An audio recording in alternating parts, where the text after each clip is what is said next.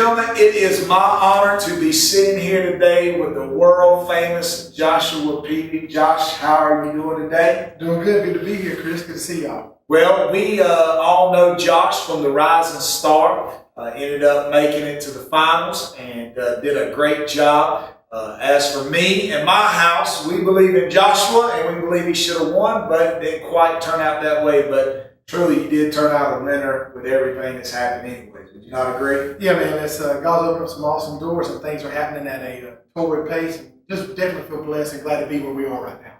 Joshua, tell me and tell everybody out here, first of all, how you and I met and how we become acquainted. I knew him before he was a big-time celebrity, so.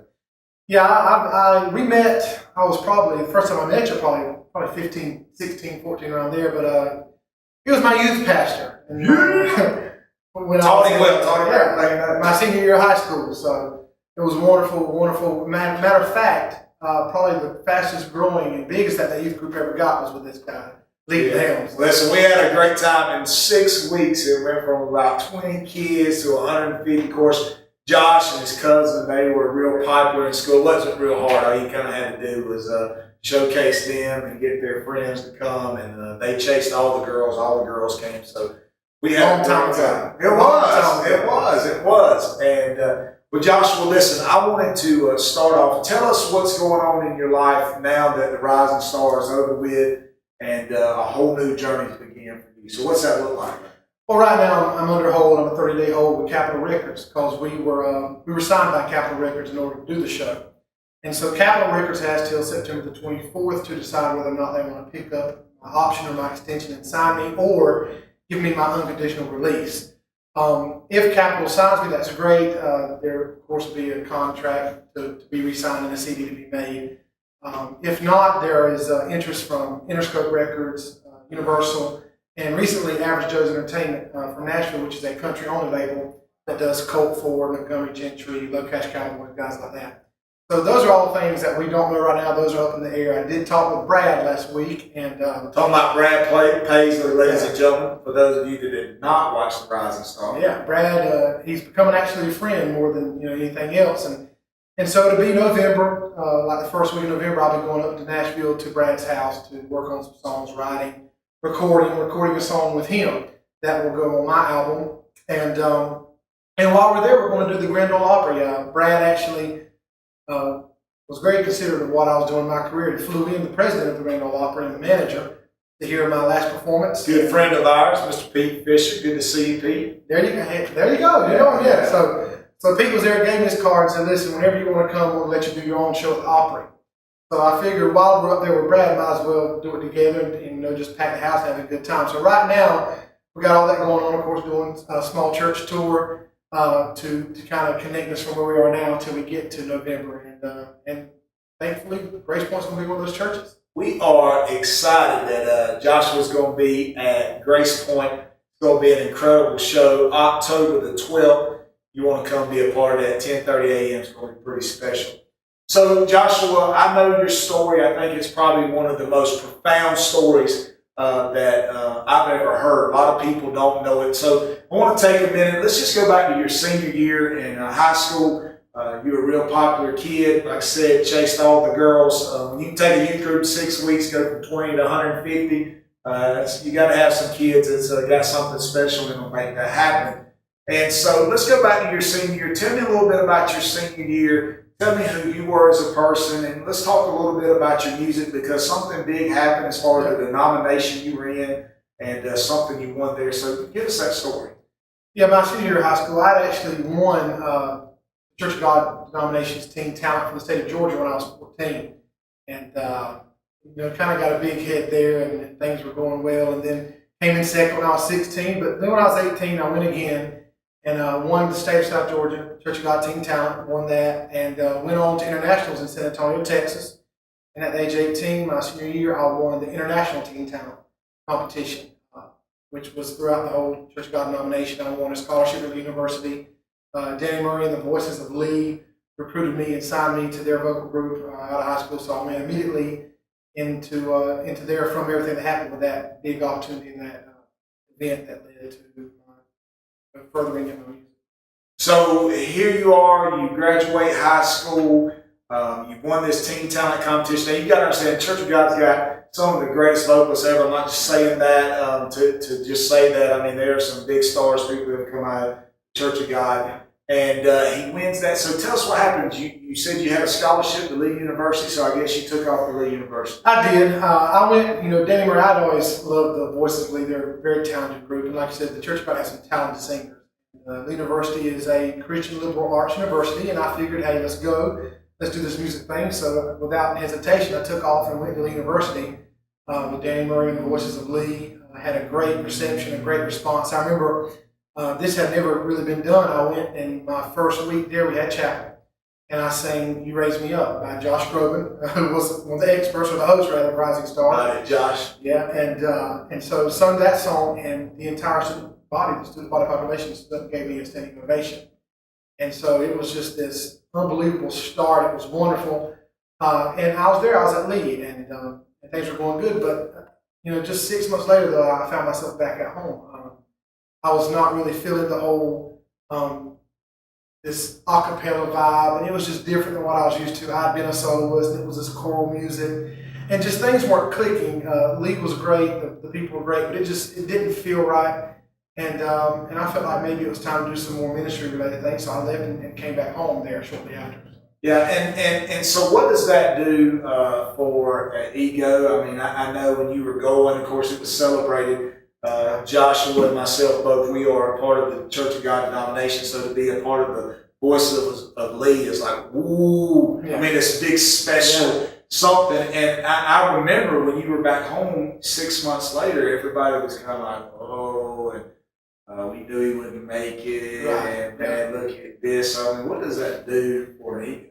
Well, it was one of those things. People are going to be people, and not everybody knew the entire situation, but it does. It's a humbling effect. You're being celebrated, and you're the it guy. I remember going into Lee, and somebody said, "Oh, you're Danny's prize recruit. He talks about you all the time." And when things just didn't pan out, there were a lot of doubters, a lot of people. It's amazing how people immediately jump on that and think, could cut it, or this happened, or why'd you come home? And there was a lot of negativity, a lot of doubt, and even because you're a person, you hear these things, it causes a lot of self-doubt. And there was there was a humbling experience to sit there and go through that and hear what people were saying and understand what the mindset was. Yeah, so you get back home 6 months after going to Lee University. What does your life start looking like then? My life then became youth ministry. Okay. Got involved. Man, it's funny. My whole life story is kind of a get knocked down, get back up again, get knocked down, get back up again, roller coaster ride. I was best friends with a guy. We were actually doing the youth group. Real student ministry. Yes, we did. And we took over. Me and a friend of mine. You remember Brandon? Yeah, Brandon. We took over, but there were some issues there. I was doing all kinds of work for youth ministry. I was even speaking at some youth events outside of our church and area. And one day, man, I walk in and we were supposed to be having a youth service, and there was a lot of drama to the point to where it was actually ended up being me kind of being pushed out of the youth ministry that I was a part of, and going through some hardship with some people that I was really close friends with. That's pretty hard because your dad was a pastor, so it added a lot more difficulty, a lot more faith. Yeah. And it was nothing to do with me or even him. It was the people we had helping with the youth ministry, and it was just a lot of drama that they felt like I wasn't what they wanted as a youth minister, and they put my dad in a hard place because I wasn't on staff and wouldn't get paid anything. But do you cause a scene? I just told them not to worry about it, that I would step down and have no issues, and so I did, and continued to do youth ministry, done some youth revivals and things like that, until I wound up at my first full-time ministry job in Ohio. All right, so you find yourself 21 years old in Ohio. So you try Lee University, doesn't work out. You go back home to help your dad at his church. That doesn't help out. Now you're in Ohio. Let's talk about it. Ohio was the same thing, man. I'm 21. I taught myself piano in about 5 months. I started learning piano, and I taught myself keyboard. And I interviewed at this job up in Ohio, this church, nice sized church, good church, with a great pastor. And I went to Ohio. So now I'm in Ohio, where it's horribly cold winter. But things, once again, it's kind of a get up, knock back down story again. I'm in Ohio for right at a year. And I'll be honest with you, the main issue there was I was missing home, man. I was missing home, and I was too young. I wasn't just looking back now being honest with myself.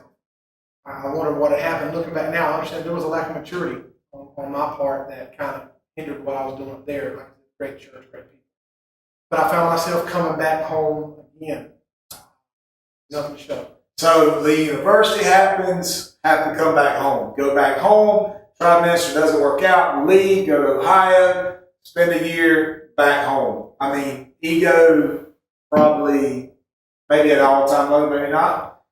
There was, at the time, there was some wondering what was going on, some questions. I was actually there was a lot of questioning going on. Luckily, when I came back home, the reason that I was able to come back home was while I was in Ohio, I'd done a youth service or done just a regular service at the home church again, led worship, and spoke that following Wednesday night. And the teens had a blast. We had a blast together. Of course, I've always been a cut up, always like to have a good time, and that's what we did. And so the council of my church I grew up in had asked my dad about hiring me, and they offered me the job, and I prayed about it. And so here I'm back home again, and now I'm the paid staff. I am the youth pastor, no questions asked. I love it. It's called Christian schizophrenia. Christian schizophrenia. 1 minute you're out, come on back, you're the man. So Yeah, man. we love it. So you're back there at the church, and how did that work out? That went good.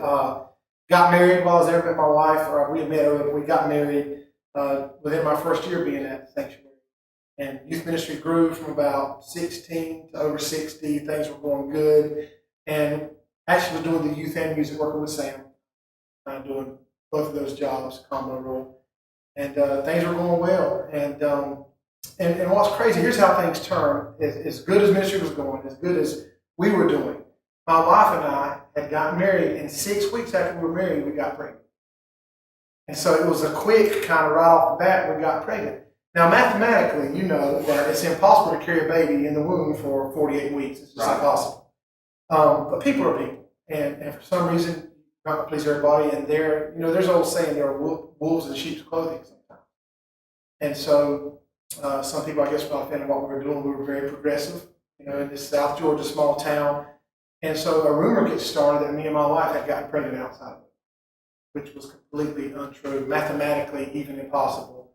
And we didn't have a shotgun wedding. We had planned this wedding 8 months ahead of time.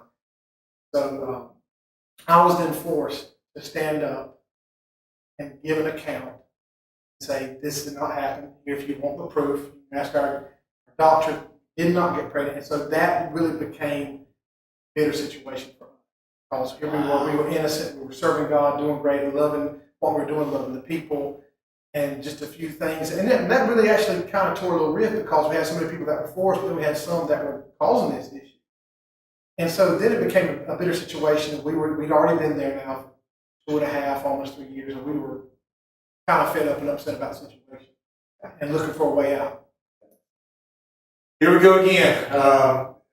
Get up, go down, get up, go down, go up, go down. So what happens? Well, we were there for about 6 more months, serving, doing well, like I said, just loving the Lord. But then we were invited by our state administrator to consider going into full-time senior pastoral ministry, which is what this awesome dude does now with you guys. And it's a hard job. So we went and preached a couple places, and a place in Jessup came up called Lent Grove Church of God. And we got the vote there, and we prayed about it, decided, hey, yeah, we'll go ahead and go. So after 3.5 years being back in Douglas, we packed up and moved to Jessup. So how old are you by this time? 25. 25-year-old pastor ends up in Jessup, Georgia, Lent Grove Church of God. What does that look like? It looks like a cornfield, cotton field, cow field. That's what it looks like. We were 12 miles from town, in the middle of nowhere, with some loving church people, but a much, much older church. We go from one extreme to having youth ministry with the median age being 16 to now we're at a church where the median age is 65 or something. Very dear saints. And man, things were going good for about a year. We kind of asked questions, why did things happen like they did at the sanctuary? Why did this stuff lead us out? And things were going good for about a year. And then we started trying to be, once again, more progressive, make things more about evangelism, reaching out to lost souls. community impact, just actually trying to become the church. And some people begin to fight us on that, about the type of people were coming in. People were saying things like, we were even trying to do dramas. There was, if you're familiar with Teen Challenge, there's a wonderful Christian organization program to help people get off drugs and things. Well, they have a second leg now called Emerging Leaders College. They were right down the road from where our church was. And so we would have them come in from time to time and do, because these are kids who want to be in ministry. They would come in and do dramas. I would have people get up and walk out because they didn't think dramas were of the Bible and Christian. Just that kind of mindset, which is, it'll tear down the pastor's resolve. It'll tear down, the vision and push for trying to progress and be more evangelistic. And so about a year in, even though things were still okay, things started not going as smoothly. And about the same time that happened is when devastation struck me personally. One thing that I've realized in being a Christian, being a human being, just living on this planet, the one thing that is for sure going to happen in all our lives, there's going to be that train wreck. And you've talked about several instances that we could have considered as a train wreck, but you were never really even prepared for what was about to happen at such a young age. So talk to us about it. Well, growing up in a pastor's home, the Word of God becomes the foundation for your life. And I grew up in a great family home. My dad was a great pastor. My mom was a fantastic mother. And truly, honestly, and people who knew her during this time would say she was actually the epitome of what a good pastor's wife should be. Beautiful woman, loving. Servant's heart, working in the church, whether it be the nursery or children's church, whatever. And my dad and mom had met and married even at a relatively young age. He was 20, she was 16. And we were expecting our second child. We were in Jessup. About the time things started turning and getting more difficult there, found out that my mom and dad were basically, there had been some issues on mom's behalf, her side, stepping out of the marriage. And man, I'm going to tell you, you're talking about trying to preach about God being a restorer and God being someone who can fix everything that's wrong and stand on that rock that is Christ, and then feel like the ground that you're standing on literally begins to crumble underneath your feet. The foundation, everything that I've been raised on and believing, was now crumbling beneath me. Church is falling apart. People are questioning you. In the middle of that, your whole basic foundation of your life, mom and dad, of course, we all know is our foundation, gets shaken. I just couldn't imagine walking through that time.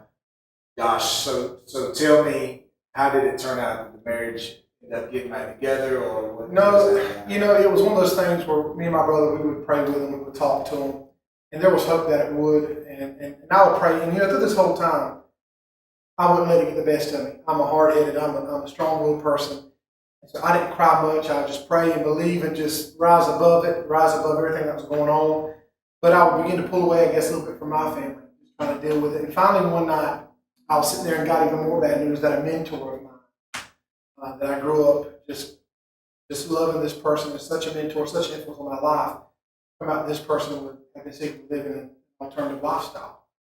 And so when the news of that combined with what I was struggling with the church, trying to progress a church that wasn't really ready or wanting to progress, on top of my mom and dad going through a divorce, and it was now looking like it was just history happened, I crumbled. I remember I was in our van in our carport, and I let my wife and kids get out on one side, and I just began to weep bitterly for about 2 hours, bawl my eyes out, and let it all out, and just really hit rock bottom as far as personally and emotionally, as far as you can go. Just all my energy was spent, everything was just burned, literally like every bridge was burned, every route had been taken. It was just I was weak, tired of everything, just broken. Really broken. And it's really in those broken places that we become molded and shaped into the person that God wants us to be. So, Josh, what happens to your dad? Because usually in the church world, when there's a divorce, there's usually a pastor, regardless whether he's done anything or not, there's usually a departure. What happens to that? Well, what my dad was forced to do was, you're sitting in a situation now where it wasn't just about him and her. That entire church was reeling. There were questions just flying around. There were accusations. There was all this stuff going on. And it became evident that as far as ministry was concerned, there wasn't going to be much of an avenue to pick that back up and resume amidst all the scandal, all the trouble, all the shakiness. And so really in a decision to kind of also try to help the church begin the process of healing, my dad stepped down and resigned as pastor. Now, and your dad had been there to the church 14 from years. nothing, basically, to a mega church. Matter of fact, when I went through the toughest time of my life, is when I was there and I was restored and I was healed. And I remember hearing about your dad, your mom, who were so good to me and so good to Sabrina, Reagan, our first baby. Man, I know how devastating it was to me, so I just couldn't imagine exactly what you were going through that time. So, it had to be so tough on you, Josh. So what happens? The church fell apart, mom and dad's divorced, your dad has to resign the church, leave the church. Where does this leave you? It leaves me, I'm still in Jessup for about another 7-8 months at that moment. And it just got to the point where I was really, on top of that, trying to recover from such a huge, impactful situation in your life and trying to pastor a church. And there were several great people at the church, but there was just this lack of willingness to move forward. It's one of those things you can lead a horse in water, but you can't make them drink type thing. And so we've grown tired of that. And I just began to pray and ask God for direction in my life. Kind of just, Lord, what I need to do, because this isn't working out. I'm doing everything that I know to do, everything that I can do, and it's just not going on. Now, what do you want me to do now? And here we go again. In the middle of that, my dad, who's now placed at another church, been at another church, calls me up and says, "Hey, my piano player can't be here. Could you come lead worship?" And the whole time, people understand, not only was I the pastor at that church in Jessup, I was the pastor, I was the worship leader, I was the children's pastor, the youth director, the clerk, event coordinator, the office, the receptionist, everything. I wore every hat. Because the church had literally dwindled down to nothing. We were just, we were still bigger than what we got there, but it really went from almost running 100 back down to about 55. And so there just was nobody to really volunteer and do anything. And so if we wanted it done, we had to do it, and literally the church was always in financial struggle. What we did, I took pay cut after pay cut after pay cut to try to make it. And so I went and lead worship for him, had a great service. So now his counsel saying, "Is there any way you think he would come?" Now let's talk about where he was at, because Douglas was a small town, but where your dad was pastoring the church, he went from this huge mega church that he ends up in Blackville, Georgia. Yeah, which is only a little bit better than where I was in Jessup. I had cornfield, cottonfield, cowfield. He just has trees. On either side is Highway 15, it's a little 2-lane road, and nothing on either side for a good bit. So you just ride in the middle of nowhere, boom, here's the church. And so went and led that service, and they offered me the job, and I just began to pray about it. Now I asked my wife about it, and it was going to be doing youth and music, and something that we really enjoy. We enjoy doing youth music, and we were kind of having to force ourselves to do the senior pastor work. And we love people, but it was just not the same. So we took the job in Blackville in September of last year, 2013. Think about this. Another letdown. I mean, here you are, and I think back when you were 18 years old, you had so many dreams, so many ambitions. I remember you telling me, "I'm going to pastor a big church one day. You can't imagine. I'm going to sing all around the world." And literally, it's failure after failure after failure after failure. Blackville, Georgia, literally drive 12 miles just to get to a Waffle House, and probably another hour to eat at a decent restaurant. And this big star, this guy who's going to do everything in the world, it literally looks like to the outside world, and probably to yourself, man, it just ain't going to happen. Well, what it looks like on the outside, and even feels like, is like, well, here comes Josh having to run to Dad for help. And that's the way that's the way it looks. That's the way it felt. Now, both times they had come to me, but even taking those jobs, it looks and feels like you're dependent on your father. Here you are, you're about to be 28 years old, and you got to run home with Dad. And we know Christians. I mean, this is a 10-year span from 18 to 28. It'll be a great start. People's going to know who I am, and everybody's going to bow down to all of a sudden Blackville. And I think about Josh, when I think about your story, I think about the story of Joseph. Joseph was this young dreamer. Joseph was this man who had a vision and a dream. He told his brothers, and they hated him. But listen, can you blame him? I mean, Joseph was so cocky and arrogant, he tells his brothers, he says, hey guys, one day you're going to bow down. One day you're going to bow down and worship me. And they end up selling him into slavery. They end up telling his father he's dead. And boy, I mean, it doesn't get better. It just starts getting worse. He ends up getting thrown in a pit. Then he ends up going to prison because of false accusations. And come on, Josh, you know where there's smoke, there's got to be fire. But it wasn't the case in Joseph's life. As a matter of fact, the woman was chasing him, the king's wife, and trying to sleep with him, trying to tear his clothes off, and did, and then ended up falsely accusing him. And he ends up going from prison. He goes from all those things to he ends up in a palace. Right. And that reminds me of you. So let's talk about it. You're in Blackville. Yeah. Failure after failure after failure after failure after failure. And then all of a sudden, what happens? Well, it was a struggle. And, you know, looking back before we get to what happens, I have to say, looking back now, the reason why Lee didn't work out, the reason why Jessica didn't work out, the reason why I look back now and see God's hand guiding me and placing me where He wanted me to be, was had I not gone through what I went through, I wouldn't be able to appreciate where I'm at now. And had I not seen the struggle of my parents, maybe my marriage wouldn't be as strong as it is. But we're, you know, all of that led to this particular point. Matter of fact, I believe the whole reason why we left Waldrop and God allowed that to get bitter for us was to force us to leave in order to escape the speculation that went on with the divorce. You know, to kind of protect us from all of that. So looking back, it's really a blessing. And so here we are at Blackville. God's brought us here. We're under Dad again, you know. And I've just taken my I've just taken my youth group. Matter of fact, I remember I've always had some friends that play instruments. We do music, so we had a Christian band. We come in. We took the youth group from 13 up to over 100 real quick. And we're talking about in the middle of the country. And notice this: when he's a stud, when he's young, when he's cocky, when he's arrogant. He told you he took a youth group, you only could get it from 30 to 60. But here he is, all these failures behind him, goes out in the middle of nowhere. There's no kids there. The next thing you know, the thing pops from 13 to 100. Yeah. There was literally only one high school in the area, and the high school only has 330 students. We literally had over a third of the entire high school, you know, at our youth group. We had over 110 conversions within 3 months of teenagers getting saved.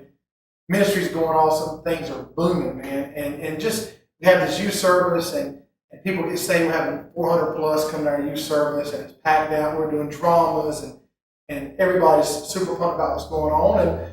And our youth band is working this funny thing, just kind of side story. I'm sitting there and I have this music, this band, we're doing this Christian stuff. And I call and try to get us to do some stuff with, you know, the denomination, and we just can't seem to get it going. And so I take them to Sunfest.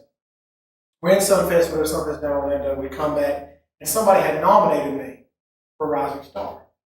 Somebody saw the commercial or saw the website, and the website, if I remember correctly, had 2 tabs to click. Are you the next Rising Star, or do you know someone else who's the next Rising Star? Somebody, I'll never know who, nominated me, and the show sent me an email. I went, looked at it, I registered, and 2 days after Sunfest, force it all, I drove up to Atlanta, auditioned live in front of Ken Warwick and some producers. I auditioned with some Bon Jovi and Josh Groban, and they said, "Hey, you're in." I remember Kenny looked at me and said, "I'll tell you what, mate, it's my show, and I'm telling you now, you're in the finals. I think America's going to love you." And so I went out there. I'm just pumped up, crazy, and I hear a month later I had to go to LA to be in the semifinals, which was 60. Where over 100,000 people auditioned for the show. I'm in the top 60. I'm just flipping out, and so that night. I mean, there were a couple of days they were dwindling down from 60 to 30. We had more auditions where I sang some Bruno Mars and things like that. I'm sitting in a hotel room at the Westin at LAX in Los Angeles. And we're supposed to get called between 9 and 10. This is midnight. Well, this is it. You know, and I pray, God, if this is what if you don't want me to do music, and this is it, I've enjoyed it. Thank you. This will be the sign for me, and I'll let me. The last failure. I mean, that's it. I'm not pushing anymore. I'm not fighting for it anymore.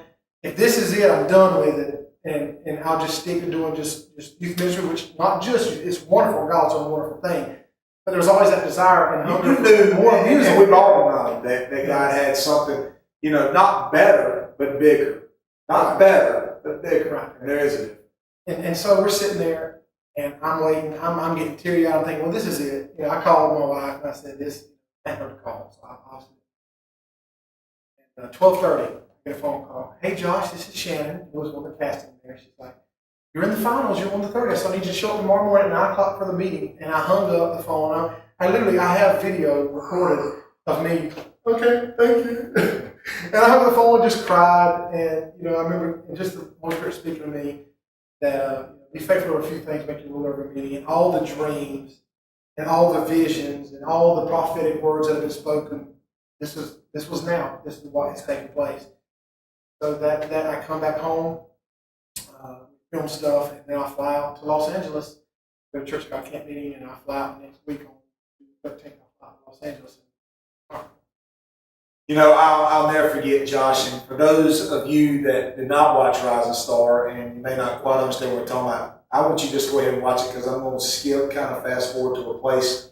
But I'll never forget the night. We're going to show the clip right here. Matter of fact, let's just show the clip.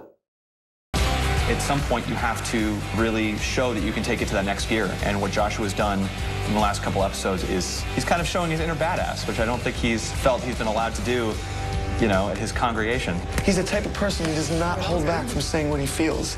And it's so funny because not a lot of people are like that.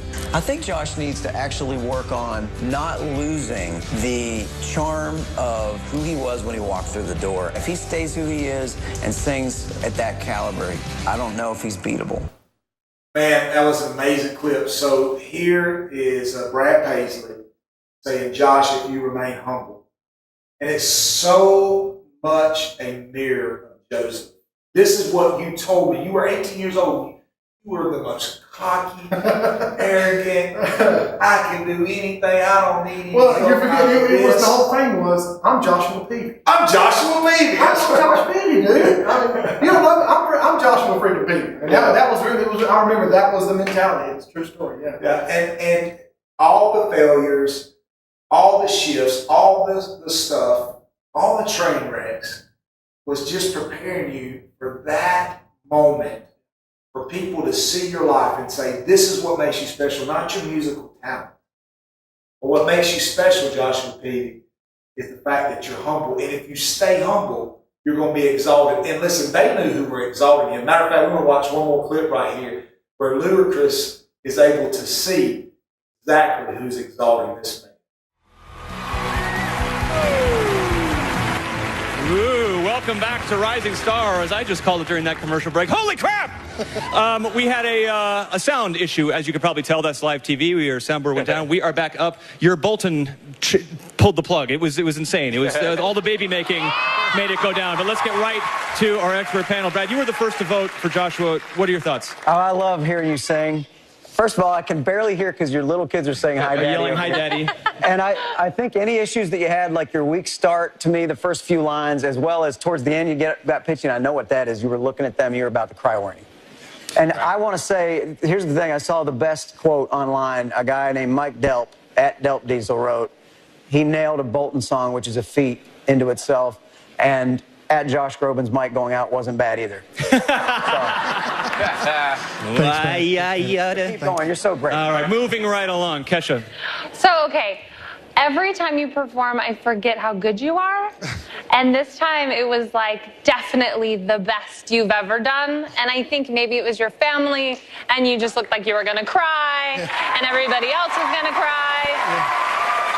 Thank you. But that was really awesome performance. Thank you so Ludacris. much. Appreciate it. I see the Holy Spirit in the church background coming out of you right now, which I love, But I definitely love the fact of, again, how you use your family. I actually have my daughter in the audience. It's her birthday today, so I get the motivation from that and all that good stuff. So, I'm just proud of you, man. Every time you come here, you continue to do better and better. So I'm excited to see what's next. Joshua Peavy, I can see and feel the Holy Spirit in the church in you in that music. During a secular song. Yeah. Yeah. Michael Bolton, how am I supposed to live without you? And me and you were taught in church our whole life that can't sing that kind of music. You don't need to listen to that. That's bad. Yeah.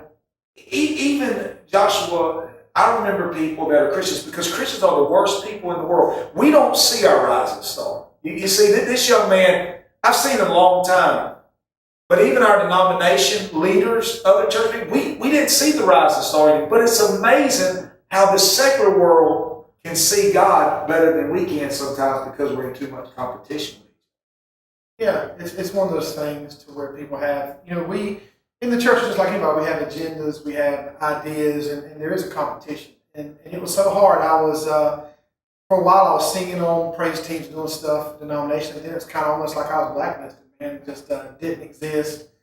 Forgotten. I was the only person who's ever won international team talent for South Georgia, and then just kind of shelled, not even a second thought. I remember us trying to get him to be able to sing at camping. You were 1 week away from going to Rise and Star, and they wouldn't even pay you any attention. Wouldn't give you an opportunity. Well, it is what it is, and that's one thing.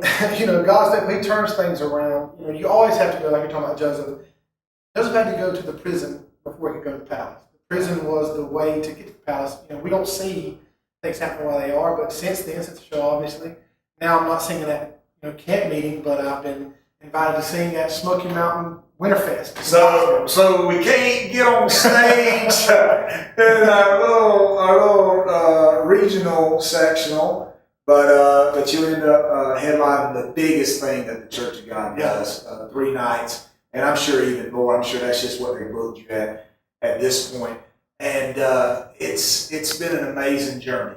And I want to share with somebody out there right now that maybe you are dealing with failure, and maybe you have failed, or maybe you got a dream and you still got some failures you got to go through. Remember this: with every failure, every train wreck, every time somebody's saying no, God is molding you and God is making you into exactly who He wants you to be. So when you get to that dance, when you get to that place of destiny, when you get to that place where God's really, really wanting to do what He has told you in your heart you would do as a young man or young woman, He's got you ready by humbling you. And it's one of the most amazing experiences you'll ever have in your life. So today, listen, be encouraged. If you're in the middle of a train wreck, or hey, you may be headed to a train wreck, you don't even understand it yet, or hey, maybe about to find yourself as a rising star. So hold your head up, keep believing, keep dreaming. Josh, what would you tell people today if they were listening to this with your life, what you've been through? What would you say to somebody today, no matter what area of life? There's times when you know that you've heard God speak to you or put a vision or a dream in your spirit, and there will come challenges, there will come days that make you doubt it, there will come issues that make you want to even lay it down, but you have to continue to push and fight what you know is true and what you believe and what you've heard God speak and tell you. There are going to be people and naysayers who tell you no. There'll be Potiphar's out there who will throw you into the prisons. But if you'll keep pushing, keep believing and staying true to the one who's given you those dreams, He'll make sure that you get out. I believe that you're going to get to the palace today. Hey, listen, Chris Doherty, Joshua Peavy here. Listen, love, peace, gentleness, kindness, all of it coming your way. God bless you.